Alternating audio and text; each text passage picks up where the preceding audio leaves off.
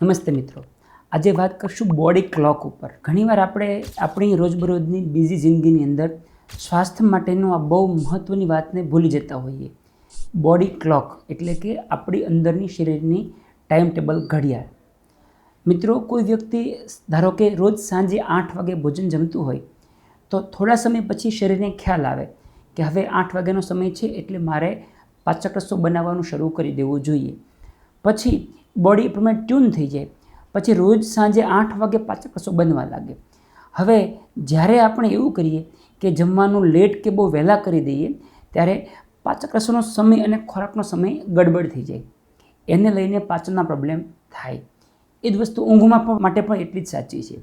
જો તમે રોજ સાંજે એક ફિક્સ સમયે સૂશો તો શરીરને ખ્યાલ આવશે કે હવે આ મારો સૂવાનો સમય છે, એ પ્રમાણે હોર્મોન્સ બનાવે।